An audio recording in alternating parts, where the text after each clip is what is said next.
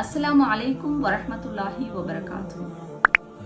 தோல்வியிலேயே மிகப்பெரிய தோல்வி எதுன்னு தெரியுமா? நம்ம ஒரு முறையாவது முயற்சி செஞ்சு பார்க்காம இருக்கிறது தான் தோல்வியிலேயே மிகப்பெரிய தோல்வியாக இருக்குது. எங்களுக்கு நிறைய அச்சீவ்மெண்ட்ஸ் பண்ணணும்னு ஆசையா இருக்கும். ஒவ்வொரு ஃபீல்ட்லையும் நம்ம டொப்பராக இருக்கணும்னு ஆசையா இருக்கும். ஆனால் அதுக்கான எந்த ஒரு முயற்சியும் நம்ம செய்யலை, ஒரு சின்ன ஸ்டெப்பை சரி எடுத்து வைக்கல அப்படின்னு சொன்னால் அதுதான் மிகப்பெரிய தோல்வியாக இருக்கும். முயற்சி நம்ம செய்யணும், நமக்கு நல்ல அவுட்புட்டை வந்து தரும். ஸோ முயற்சி செய்யாமல் இருந்திருந்தால் சின்ன ஒரு முன்னேற்றம் கூட எங்கள் வாழ்க்கையில நம்ம காண மாட்டோம். ஸோ நாம ஒரு அச்சீவ்மெண்ட்டை பண்ணணும்னு சொன்னாலும், நாம லைஃப்ல முன்னுக்கு போகணும்னு சொன்னாலும், நாம ஒரு நல்ல ரிவார்டை வந்து பெற்றுக்கொள்ளணும் அப்படின்னு சொன்னாலும் அதுக்கான முயற்சி எங்களோட வாழ்க்கையில முக்கியம்.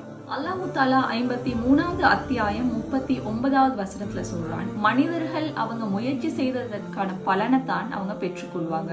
எந்த விடயத்துல அவங்க முயற்சி செய்யறாங்களோ அதற்கான பலன் தான் அந்த மனிதர்களுக்கு கிடைக்கும் அப்படின்னு சொல்லி அல்லாஹு தாலா திருமறையில வந்து சொல்றாங்க. இது வந்து எல்லா விடயங்களுக்குமே பொருந்தும். அது ஒரு உழைப்பாக இருக்கலாம், கல்வியாக இருக்கலாம், இன்னும் வேற வேற அச்சீவ்மெண்ட்ஸா இருக்கலாம். எல்லாத்துக்குமே வந்து முதல் நம்ம எடுக்க வேண்டிய ஒரு இது வந்து முயற்சி தான். எனவே முயற்சி செய்யக்கூடிய மனிதர்களாக வந்து இருப்போம். சின்ன ஒரு முயற்சியை சரி எங்களோட வாழ்க்கையில நம்ம போடுவோம். எல்லா விஷயத்துக்குமே வந்து உடனே நமக்கு பலன் கிடைக்கும் அப்படின்னு சொன்னால் அதுல எந்த ஒரு வேல்யூவும் இருக்காது இல்லையா?